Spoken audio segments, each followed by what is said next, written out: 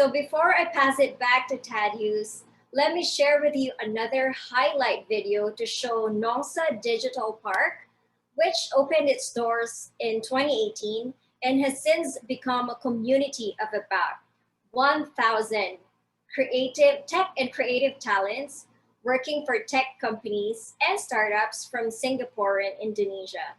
Let's have a glimpse of their firsthand experience, of course, of the community out there. Please watch this.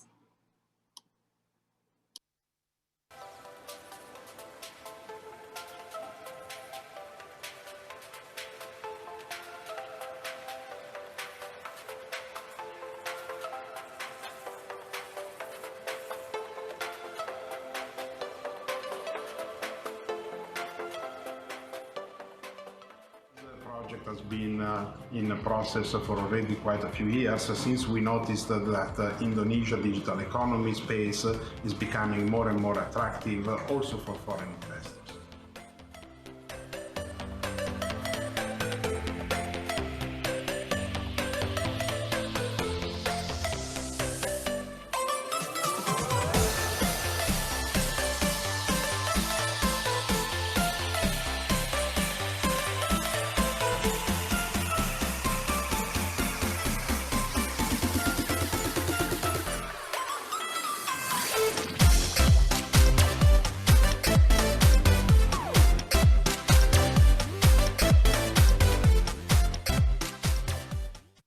Okay, now on to the last part of this launch. We'd like to hear it straight from the people who have firsthand experience at a D-Town.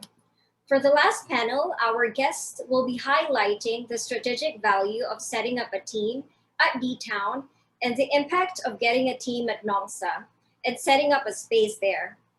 Also, we'll hear it from our guests about the working culture differences at D-Town as compared to, like the traditional workspaces. I'm pretty sure there is a big difference, especially when you're talking about a community, an ecosystem.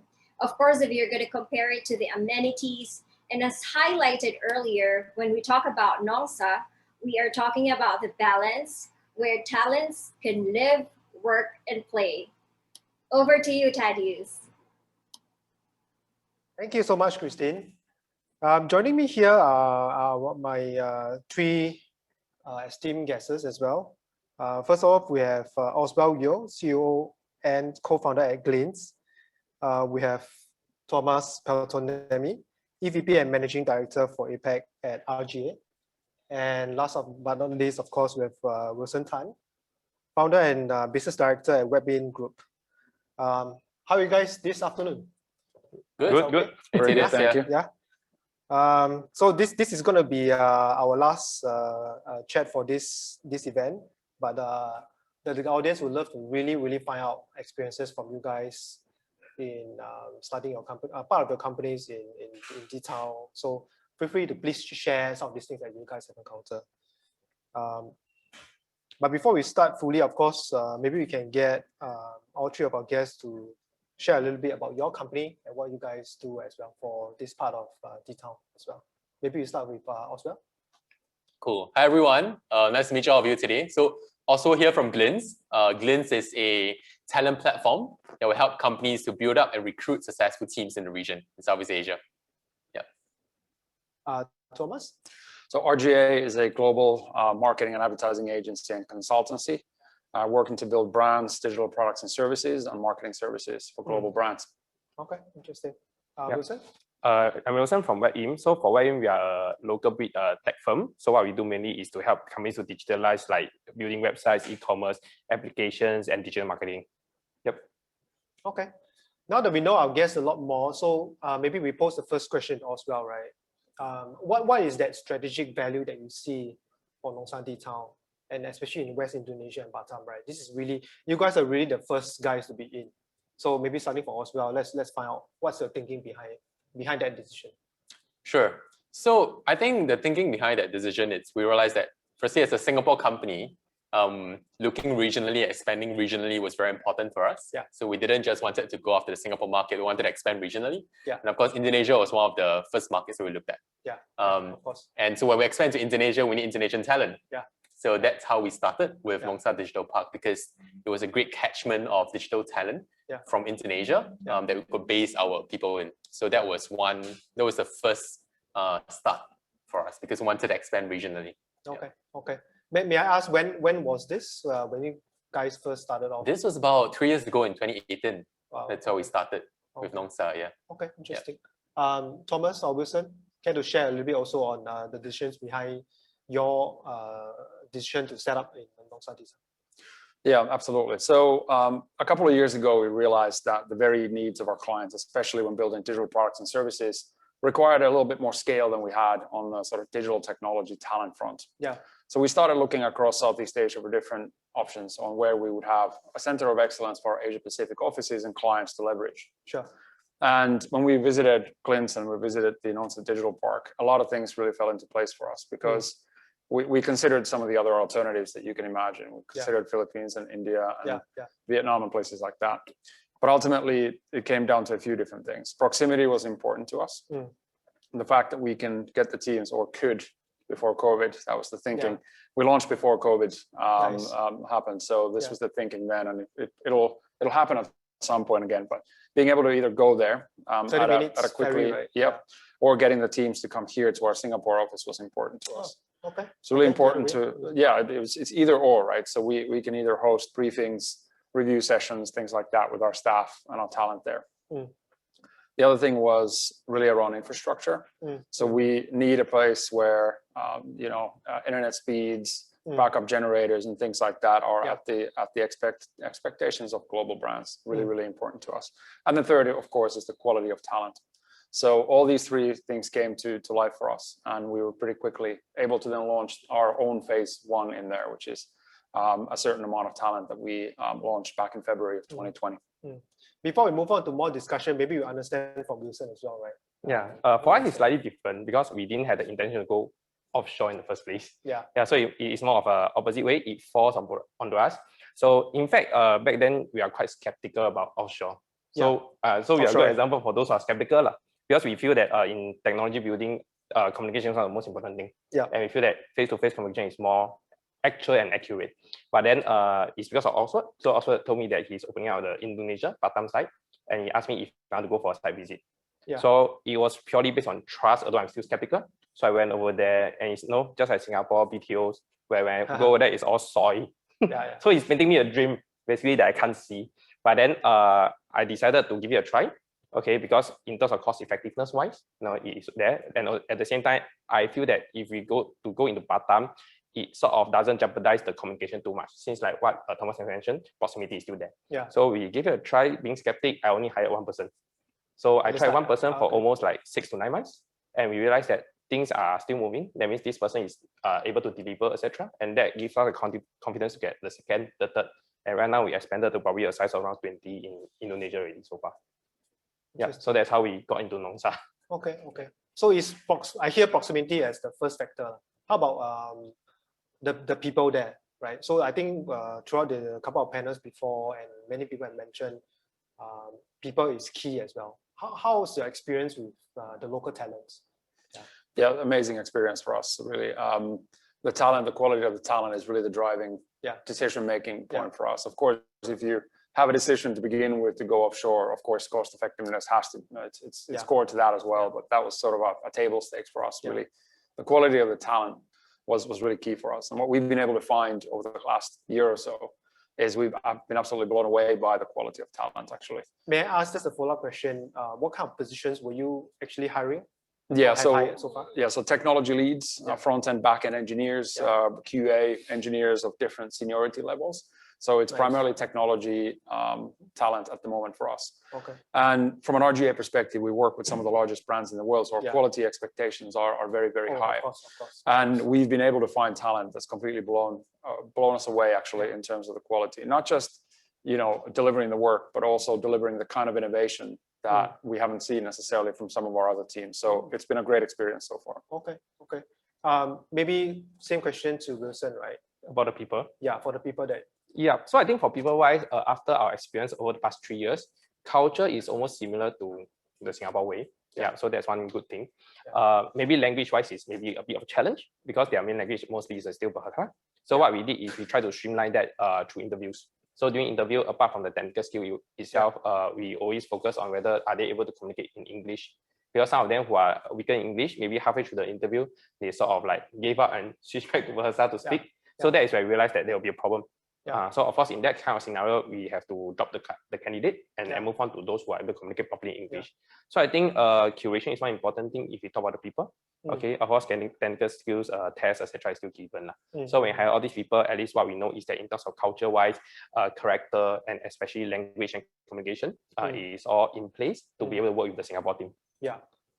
Maybe now, Oswald, I would guess out of panel here, you have the most experience in dealing with the people there because you actually train them as well. Yeah.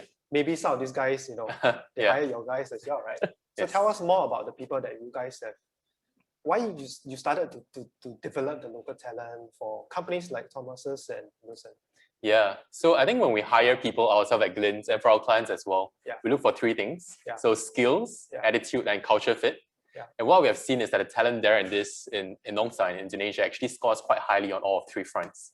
So on the skills wise, as Wilson said, they have very strong communication skills.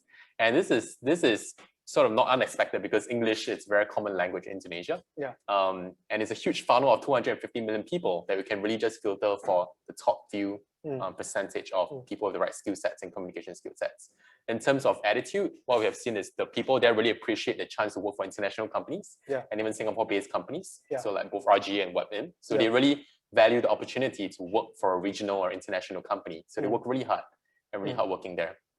And in terms of culture fit as well, Indonesia is much closer to us as a fellow Southeast Asia country as opposed to going really far away to like China or India. So it actually fits in much better with our team culture as well. Communication becomes much easier. Culture-wise, Tuomas, how's your experience so far? Yeah, absolutely. So our team is led by some of our Singapore leaders at the moment. And we consider this team very much an Asia-Pacific team for us, the team that's currently based in the Nongsa Digital Park for us. And from our perspective, a part of our interview process is, of course, looking at cultural fit to the company, but not just that, but cultural add to the business. So what can people bring and add to our culture rather than just fit to the existing culture? That's been really, really important to us. And, it's so far, we've been able to bring the team along the journey with us, and they very much adapted to and added to the RGA culture. So we're very, very happy on that aspect. And actually, the other thing I wanted to mention also is now with a lot of our staff working remotely, we've also expanded the Nongsa Digital Park proposition to actually hire people that are currently based in other parts of Indonesia now too.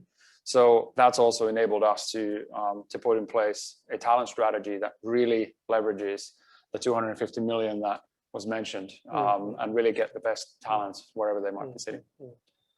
I think the audiences also want to find out what are some of the future plans for you guys with regards to the development for phase 1 especially, right? Are you guys looking to expand the team there? Are you guys looking at different kind of positions? Glints, if you have any new plans coming out, we'd love to know as well. Maybe we start with Oswald. Yeah, so one thing we have started to do is online education and training. With COVID, it actually enables us to reach out to a much bigger pool of talents out there. So not just people in Batam or the Riau region, but really talent from all around Indonesia. So the top of funnel becomes much larger. But another challenge when we have a huge top of funnel is also making sure they have the right skill sets. So one thing we've started is training. So we've started Glints Academy as an initiative to upskill a lot of this talent who have the raw potential, but just needs a bit of polishing before they're industry ready. I think a while back, I mean, we started to, for e-tourism, we started to do some work in Jakarta in 2013. What has always been told to us is the ecosystem is going to be really, really massive and thriving in a couple of years' time, and it is right now. But the challenge has always been education and knowledge. Just because of the mass of people that needs that knowledge to grow to the next stage, right? So maybe back to the same question to Tuomas. Some plans moving forward. Do you guys have more expansion plans, or what you guys have for Nongsa D-Town? Yes, we definitely have an expansion plan. So our phase 1 was really a trial as to how well everything is going to work. So what's the level of talent that we're able to find? How well does the talent integrate with our teams and deliver work together with our teams in other markets, and all of those things have been very, very successful. So we have plans to extend our technology team, but also expand the team and the hub we have in Nongsa into other areas of our business, like design. Okay. So very much have an expansion plan that we're going to be activating this year. Okay. Okay. Good to hear that. Wilson? For our side, I think in terms of growth, right, definitely, because from day one, since we tried the 1% and grow to 20, we have decided to stay with Oswald Yeo and to keep growing the company. So I think the team growth is definitely proportional to the company growth. As the company grow, then the team will definitely grow. But one thing we explored and tried out in probably last year is that apart from technical people, we tried to hire a customer support in Indonesia as well. And that's Customer support. Yes, that means it's non-technical. Yeah, but that turned out pretty well as well. I mean, so far we have one only lah. Yeah, to do those more administrative related stuff as well. Okay, that's interesting. But then, of course, out of the 19 of them are still technical designers, developers, etc. Yeah. So we are constantly thinking to. I mean, we have already covered most of the verticals in terms of programming wise, because in terms of front end, PHP, CSS, HTML, back end like PHP, and even mobile like React and designers. So we have covered all these. Yeah. So I mean, if there's room to expand, that we'll definitely look into it, depending on whether the company is providing what kind of services. Yeah, one of the most common questions that I get from startups is, how about the quality of the technical talent? I mean, it's great that we are all involved in, you guys have hired technical talent there. That's testament to the quality of the people that is there. And of course, to the graduates from the Glints program as well. They are able to work in different type of roles as well. But for a founder to make that decision, I think if you step back and think about that time where you have to make that decision, I think they also want to know right now from you guys, what are some of the challenges that you guys have faced? Let's be truthful here, of course. But if you guys can offer solutions, what you guys did to overcome some of these obstacles, that'd be great as well. Yeah. Any takers? Yeah, I can take that first. I think for us, the time to hire is definitely one of the things that is considered. But that's really more driven by our own process of hiring, because I think doing things like technology, like test projects and things like that we often do with technical talent in other markets anyway. Yeah. It's just the nature of hiring for technology talent has been perhaps longer than for some other companies. So scaling takes a little while. But the people who have been through the interview process with us, and I wouldn't say it's good technical talent, I'd say it's exceptional actually. So looking at some of the requirements of some of our global clients, it's exceeded our expectations in terms of quality of talent. So my advice to founders would be, try it. Take more time for the interviews, make sure you're finding the right people that fit your business, your culture, and the technical requirements of the frameworks and technologies that you're building on. But if you can find that, the talent is exceptional. Would you encourage face-to-face type of interviews as well? I mean, this is also a culture element of working with Indonesians. Absolutely, but the reality for our scaling, for example, with COVID has been that we haven't been able to do that. So we've been doing most of our interviewing remotely, and so far it's worked really well for us. Okay. We probably would have. So we would have had our core teams in place in Nongsa doing interviews face to face. There's no substitute to that, I think. But in a time that's nothing is ideal from that perspective, we've still been able to cope. Okay. Oswald, you say? Yeah. So I think one challenge that we have seen for both ourselves and for our clients is finding very senior level engineering or technical talent over there. Yeah. If we're looking for like senior level data scientists or machine learning engineers, it is not easy to find this type of talent in Indonesia. That's what I have seen so far. But the sweet spot really for Nongsa and for this setup that we have found is the junior to mid-level technical talent that really complements the rest of the Singapore workforce very well. So that's the sweet spot we have found, which is the junior to mid-level technical talent. Let's start small first and scale from there. Okay. Wilson? So adding on to what Oswald said, before that I have 3 points, but then let's add on to what Oswald has mentioned is that, yes, we are correct. So we always go for the entry level to the mid level, right? So what we discovered is that, of course, my tech leads are based in Singapore, but we also discovered that back then we make a decision that should we continue to treat Indonesia as if they are a factory? That means they just do the work forever, or what's the plan? Because I mean, in an entrepreneur perspective, what we want in the right culture is where the employees will feel that there's career prospects, there's career advancement. Yeah, but if we have this decision that they are always going to be just programmers, then there is no career advancement in them, and it's very hard to establish that. So what we did is actually we really promoted a few of the 20, especially the first few who joined us, to become senior level in terms of tech lead, in terms of management as well. So I think what also I mentioned that since the sweet spot is over there, we can actually bring this meet people in, and after that start to train them to become senior evangelists. I mean, giving them the opportunities, and that's where they'll be more appreciative and grateful. Yeah. So that's one thing I think we can do to overcome the challenge and to turn in opportunity. Got it. But other 3 points that I feel that I face the challenges, I think number 1 is probably the loneliness. Okay, loneliness in the sense that I think for most of my company, when they try to build an offshore team, they maybe skeptics like me, they will try with 1 or 2 people.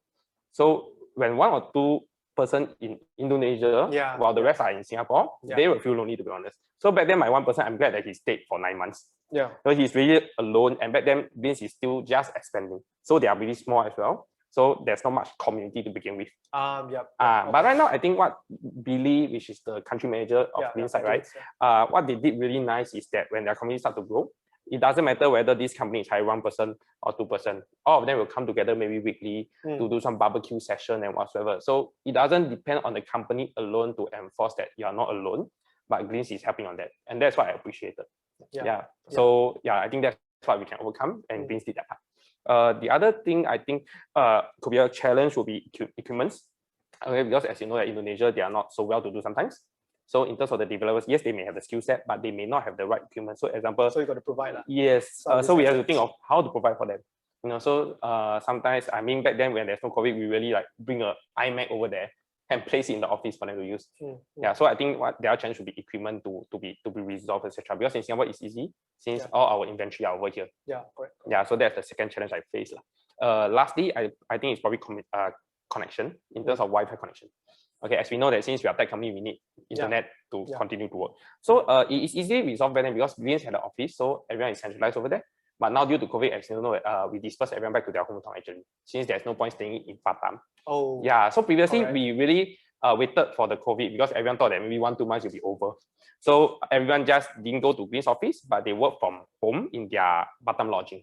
But when the things start to, the whole situation start to drag, we said, okay, actually there's no point. Let's go back to our family. Since working in the lodging and working from your home in Jakarta and whatever, there's no difference anymore. So we said, if you can apply, because I don't know how Indonesia works, whether can they even fly back to Jakarta, etc.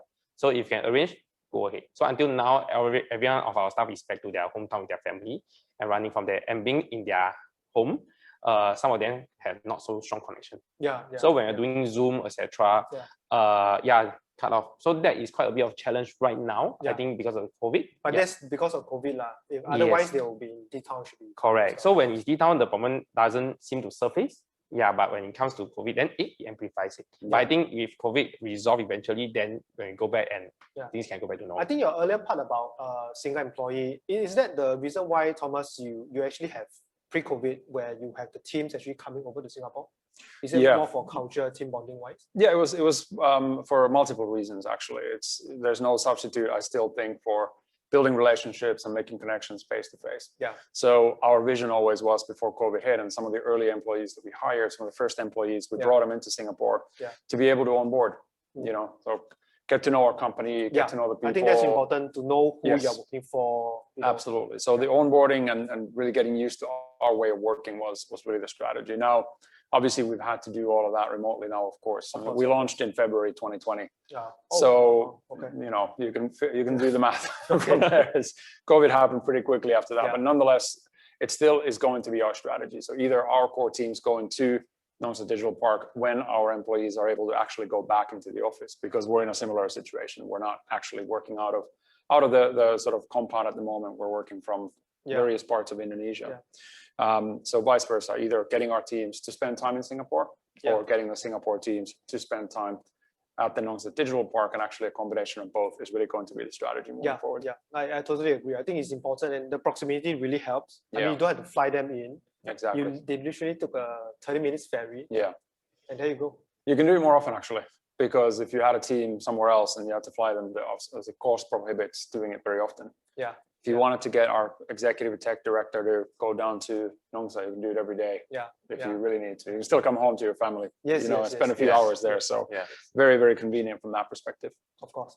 Yeah. And I think Oswald is going to be a best friend for everyone, because it seems like you've been supporting everyone in not just training placements, but also on the community aspect of the employees that's there. I think that's great to hear, because you know, it's not silo companies just working there, but there's a sense of people belonging to a certain location in D-Town, especially moving into phase 1, as Andrew has mentioned.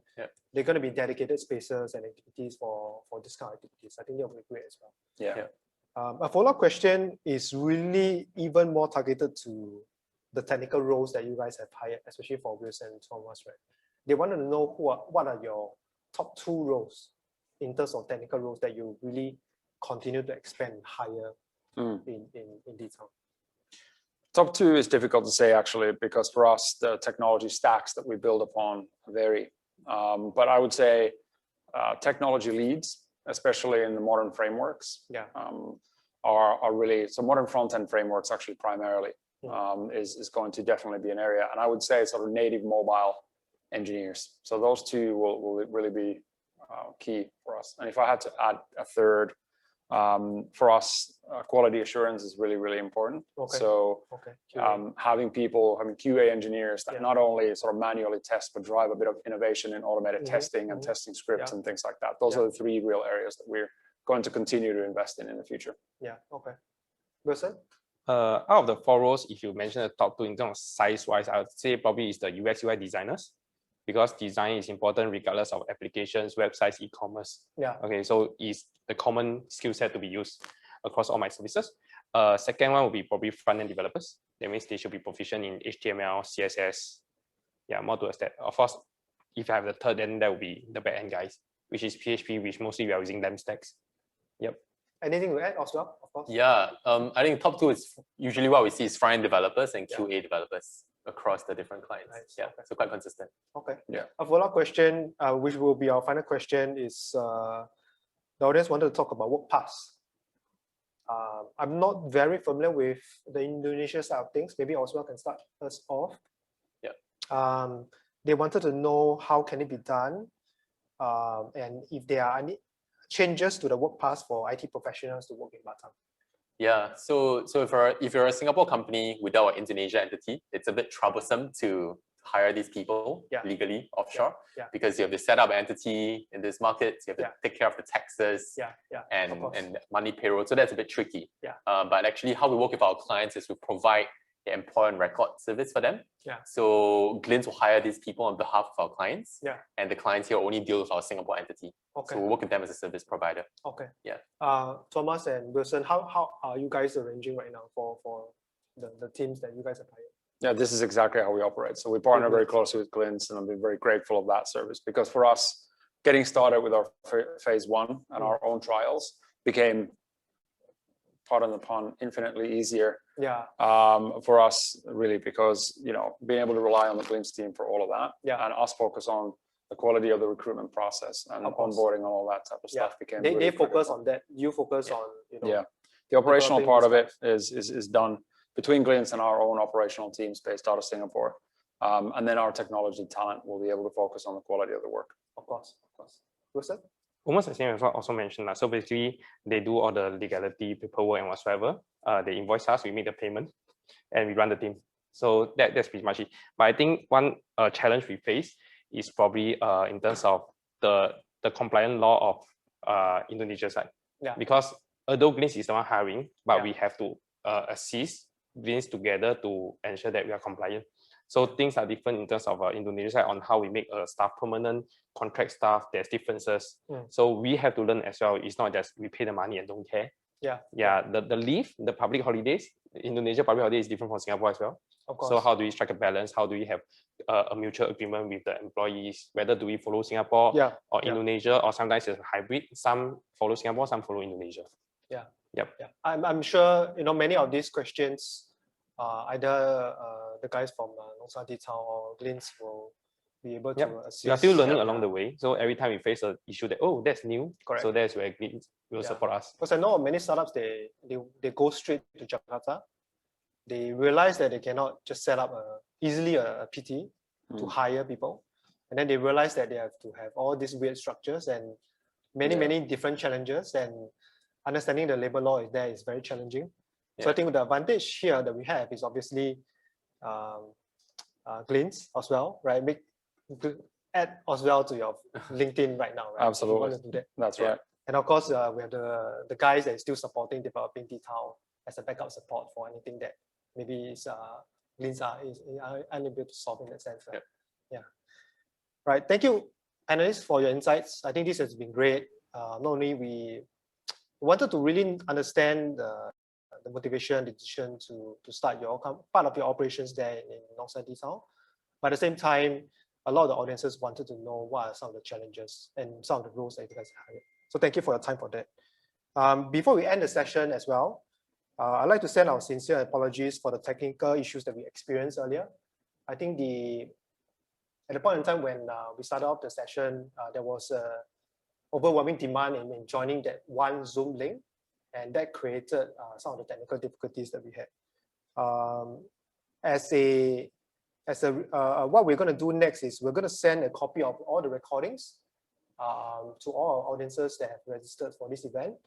And at the same time, if any questions that you want to access on the recordings or it's not available to you, please drop us an email so we can help you with that.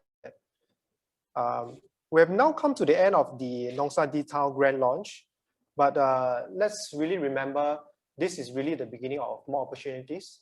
I think throughout the entire event, we have really shared on different levels, the hardware part, the software part. The tenants have come out to say this has been great for offshoring some of the operations, right? So I'm on behalf of Nongsa D-Town E27 team, we'd like to extend our gratitude and thanks to our guests and everyone that has took some time out to join us here today.